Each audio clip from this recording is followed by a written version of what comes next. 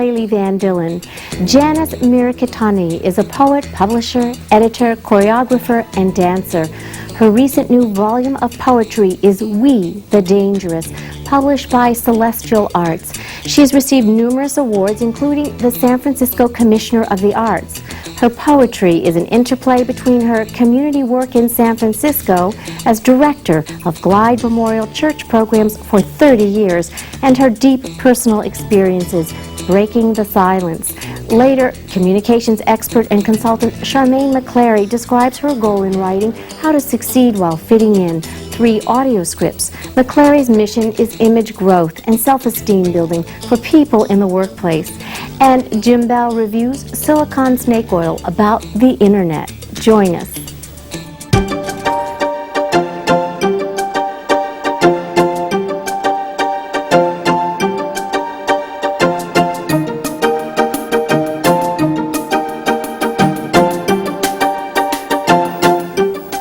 Janice Mirikitani, poet, has written We the Dangero. She is renowned for her vivid poetry, which sings of the unfortunate, the denied, the battered women, victims of incest and male domination, and survivors of war internment. She courageously breaks the silence, the isolation, and liberates herself and others. Janice, thank you for joining us today. It's a pleasure to be here, Lailee. Thank you. It's wonderful to see you. Breaking the silence. Why is this subject such an image in your life? Well, I think that silence has been my prison. And I think that silence is truly another form of suicide, especially for those who have been through experiences of childhood abuse or who are going through crises about themselves and self-image. I think that there is a tremendous power in community. I think there's a tremendous power that we gain when we have people who love us and accept us and who believe in us. And for those of us who have come up from situations where silence has been the dominant manner in which we live our lives, you don't have anyone to feed back to. You don't have a mirror of who you are to your family, to other women, to your schoolmates, to your society. And I think as a woman of color also, when you don't have images of yourself in positive ways shown on the TV or on movie screens or in magazines, that is also another form of invisibility. So silence, invisibility, imprisonment, isolation, all of those issues that I feel dehumanize us and keep us in a place where we cannot change ourselves is sort of an obsession with me in my poetry. You spoke about this in a recent article, I think it was in Asian Week. Yes. And you spoke about the importance, in a sense, of recovery is reaching out. And it's difficult, I think, for Janice, for people to know where your courage came from. Well, I would have to say that whatever resilience I think I have, that perhaps my grandmother taught me through her own actions, through her own survival, through her own endurance, and the model that she provided for me, what it means to walk through adversity, what it means to walk through those crises and those problems and those negative experiences in life and come up to the other side and be able to do that for yourself, but also to be able to do that for your family. So now this often means going against the grain. It might be separating or detaching from a group of people who you do love but need to reach out towards a new type of community and family, and that seems to be what you have created at Glide. Well, I think Glide is an extended family for so many people who have felt outcast either by the institutions of the church or the institutions of acceptable middle-class society, or the institutions that promote white as the only way or white as the only acceptable, who have experienced racism or sexism or homophobia or classism or ageism. And I think that us talking to one another and having a group of people, a community again, that empowers you, that says to you, yes, we believe in you, yes, we accept you, yes, you are loved, yes, you have something to say that we want to hear, makes all the difference in the world. It's the difference between life and death for many people.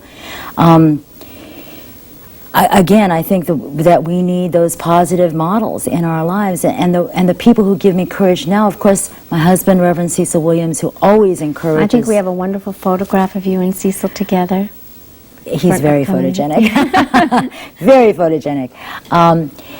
But that community, I think, gives me courage, helps me to walk through those dark moments when I lose hope at It seems times. like you also have developed some type of ongoing support mechanism. I think sometimes people might go to Glide, they might be inspired, and then they might walk away. Well, you need this on a daily basis, support, encouragement, Absolutely. recovery. Absolutely. I think what Glide attempts to do in our work there, number one, I'm very proud of the recovery programs for women, and they're very comprehensive. They cover not only the chemical addictions that people have to face and recover from, but also issues like domestic violence and childhood abuse and anger and managing one's feelings and being able to direct those feelings and being able to feel good about oneself. We have many comprehensive programs also for young girls, for teenagers, for youth, for children. But we have 35 programs that try to address the total needs of the individual. And in that way, we address the need for dignity and empowerment and independence. And respect. Let's have a reading of... Well, you were mentioning the concentration camps of America, in which my family, as well as 120,000 other Americans of Japanese ancestry, were incarcerated during World War II. And my mother kept her silence about that experience for 40 years, so that was another feeling of imprisonment in silence that I felt. That experience was locked away from me. And when she finally broke her silence to testify before commission hearings for redress and reparations in 1983, it was a great catharsis for me. It was like all the doors opening and the windows opening and light flowing through, and suddenly I said, oh my gosh, I have this history, I have this strength that my mother embodies, and the courage and the need for justice that testimony represented for me. So this poem was written for her, Please. entitled Breaking Silence. For my mother. There are miracles that happen, she said, from the silences in the glass caves of our ears, from the crippled tongue, from the mute wet eyelash, testimonies waiting like winter. We were told that silence was better, golden like our skin, useful like go quietly, easier like don't make waves, expedient like horse stalls and desert prisons. Mr. Commissioner, the U.S. Army Signal Corps confiscated our property. It was subjected to vandalism and ravage. I was coerced into signing documents giving you the authority to take. My mother, soft as tallow, words peeling from her like slivers of yellow flame, her testimony a vat of boiling water surging through the coldest, bluest vein. She had come to her land as shovel, hoe, and sickle, searing reed and rock and dead brush, birthing fields of flowers, mustard greens and tomatoes throbbing like the sea. And then all was hushed for announcements. Take only what you can carry. We were made to believe our faces betrayed us, our bodies too loud, with yellow, screaming flesh needing to be silenced behind barbed wire. Mr. Commissioner, it seems we were singled out from others who were under suspicion. Our neighbors were of German and Italian descent, some of whom were not citizens. It seems we were singled out. My mother was driven by her dreams that honed the blade of her plow. The land she built like hope grew quietly. And then all was hushed for announcements to be incarcerated for your own good. The sounds of her work bolted in barracks, silenced. Mr. Commissioner, so when you tell me I must limit testimony, when you tell me my time is up, I tell you this.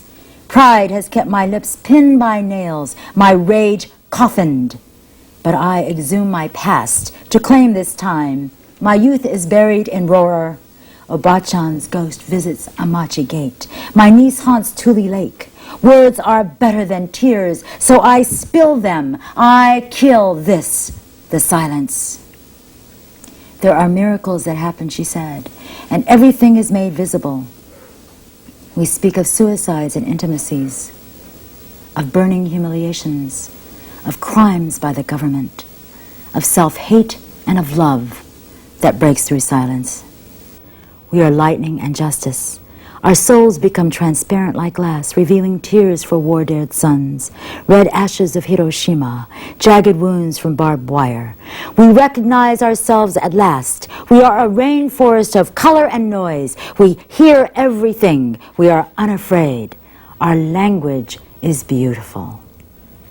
That's wonderful. Thank you. Wonderful. Thank you. Another selection. You picked maybe two more for us today, and I'd love to move on and hear your voice. Oh. Maybe the suicide note? The suicide note. This poem I wrote, and again, this is, to me, the issue of silence being equated with suicide. An Asian American college student, I wrote this after I read the newspaper article about an Asian American college student who was reported to have jumped to her death from her dormitory window. Her body was found 2 days later under a deep cover of snow. Her suicide note contained an apology to her parents for having received less than a perfect 4-point grade average. Suicide note. How many notes written? Ink smeared like bird prints in snow. Not good enough, not pretty enough, not smart enough. Dear Mother and Father, I apologize for disappointing you. I've worked very hard. Not good enough. Harder, perhaps, to please you. If only I were a sun, shoulders broad as the sunset, threading through pine, I would see the light in my mother's eyes, or the golden pride reflected in my father's dream of my wide male hands, worthy of work and comfort. I would swagger through life muscled and bold and assured, drawing praises to me like currents in the bed of wind, virile with confidence. Not good enough, not strong enough, not good enough. I apologize. Tasks do not come easily. Each failure a glacier, each disapproval a boot print, each disappointment ice above my river. So I have worked hard. Not good enough. My sacrifice I will drop, bone by bone, perched on the ledge of my womanhood, fragile as wings. Not strong enough. It is snowing steadily, surely not good weather for flying. This sparrow, sillied and dizzied by the wind on the edge, not smart enough. I make this ledge my altar to offer penance. This air will not hold me. The snow burdens my crippled wings. My tears drop like bitter cloth softly into the gutter below. Not good enough, not strong enough, not smart enough. Choices thin as shaved ice, notes shredded, drift like snow on my broken body, covers me like whispers of sorries, sorries. Perhaps when they find me, they will bury my bird bones beneath a sturdy pine and scatter my feathers like unspoken song over this white and cold and silent breast of earth. What compassion, Janice, you have. Oh, thank you. In writing for other people. Thank you. Well, that story got to me. And I feel like with the poetry and with a lot of the poetry that I read, that there are so many of our own lives in those words that we write, because we certainly do write from the feelings that we ourselves have experienced. And I think all of us have felt, especially we women, have felt in a society that does have this chant of not good enough, not strong enough, not pretty enough. I mean, Lailee, when you think about just the beauty industry and what it does to us, I mean, we become slaves to the pursuit of perfection. Of course. And of course that is impossible, so. Janice, thank you for being with us today on Authors and Critics. Celestial Arts is where we can order the book if it's not in your local bookstore. Please ask for it. Please ask for it. We the Dangerous. Stories of tremendous compassion and caring for other human beings. And I'll be back down at Glide Memorial. We Please had a wonderful time. Oh, I'll be back. Please come. It was my children's favorite church. Mom, let's go back to Glide. Well, that's great to hear. Please come back. Janice. Thank you. Stay with us for Charmaine McClary, writer and image builder.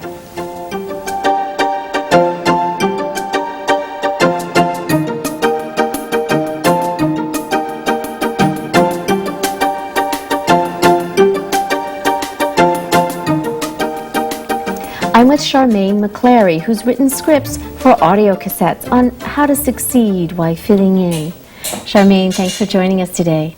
What are our needs that are universal as regards to image? Really what this is about are two basic needs, are to be seen and heard, so that we have a voice. And Janice most eloquently spoke about that earlier today. That is a human need that we all have, and it's whether it's in our professional life or our personal life, to command the eye and ear of our audience. And that's whether that audience is 1 or 1,000. And these audio cassettes, they're series that help us to do that in the business world. But of course, they're things that are applicable to us in our personal life. Wherever we walk. How did you get involved in this business? And it seems like your inspiration is in helping people to be the best that they can be. Yes, really what this is all about is working with smart people and helping them identify their corporate culture, helping them to get promoted, to communicate the big picture, and to develop strategic alliances. And the reason this came to me is I worked in the corporate world, and I found that I didn't have any mentors. So what I do as an executive development consultant is I help people maneuver and develop strategic maps throughout the organization. I see. And when you consult on an individual, you consult also for corporations so that you help them in their inner office communications as well? Yes, I help people to do this in the corporation. Corporations typically hire me to come in and say, work with you. You're a smart person, you work very hard, you're a major contributor to the organization, and I help you to communicate your message in a way that you're able to really make it more compelling, have more people buy into that vision, and help you to succeed. And when you succeed, you're able to increase the bottom line of the organization and also develop a success team in the organization. Are there a few basic suggestions that you give that work for most people most of the time? Yes, I do. I have a method that has worked wonderfully with my clients. And first of all, it's about communicating your vision, communicating the result that you want from your work. Then speaking in headlines. If you think about if you watched the 11 o'clock news last night, they captured your attention by speaking in headlines. The third is your 3 must-make points. Identify what are the 3 things that you want your audience to remember. That's whether it's you have their attention for 1 minute or an hour. And the last one is embodying your message, so that you really do walk your talk, and that you use everything, all of your life experience and everything that you bring to the table to help you really communicate that message from here. It sounds like it's really bringing together a lot of the sort of mind, body, spirit forces that are already within, but perhaps we don't recognize them, or we need a detached personality such as yourself to do some of that strategic coaching. Just to help us to articulate the information more strategically. So a lot of your work is verbal communications, and I know you are a former president of Women in Communications. Yes. A lot of it is the verbal and how we use our body. Another part of this is really image. There was a landmark study that was done by Dr. Albert Morabian, and what he found is 55% of what we remember is based on an image, how we look, how we carry ourselves, and 38% is on our voice, our inflection, our timing, and 7% of that is on the text of the information. And it's really, again, as you said, about mind, body, and soul, so that our image is congruent, or that it matches our message. Boy, what an amazing study to imagine that the visual is, in a sense, a very strong first image. And as we were talking earlier with Janice, it's often one that people need to get over because of expectations or prejudices and so forth. But after that, the actual voice, perhaps the tonality, the word selection, is, you said 37%? That is sort of stored in that first impression memory? Yes, it is. So what we're saying is 93% of what we remember is based on an image. 93%, that's very powerful. Only 7% is based on the text of the information. And I work a lot with attorneys in the courtroom, for example. And if we think about the O.J. Simpson trial, Johnny Cochran was really able to develop a relationship with the jury because his message was compelling. He wanted to develop rapport. And it was the way he He had a brilliant brief, but it's the way he delivered that information. It's like receiving a present. If I come to you with a present and it's wrapped beautifully, like look at these flowers, you are excited about that present and wanting to open it. Whereas I just brought it to you in a brown paper bag, it creates a very different perception. Human instinct. Yes. So packaging is important, and we want to overlook that sometimes. And I would imagine, too, since you deal with corporately successful people in a multicultural world, that you are having to coach people who are needing to help other people listen to their message, which may not be the visual message that they're first getting. For example, if you're with a Japanese corporation and their preconceptions and integrating with an American corporation, merging or something like this, that would be a really challenging task. Right, because really what we're talking about is ensuring that people hear your message as opposed to the image that you have in front of you. You want those two to complement each other. So if I'm walking into a room and they're assuming that they're going to see a white male, and I'm their surprise, it's like, what is it, how am I going to communicate that information so again it's compelling? Because we are visual. What we see first is color and then gender. Sure. And this is really about helping to even the playing field so people really do hear what you have to say. Communicate, communicate. So that means we need to think, like Charmaine McClary. And I think we have a visual on where to purchase these video cassettes that Yes. you have scripted. Yes. Thank you so much for being with us, former president of Women in Communication. Yes. Thank you. Next, Jim Bell.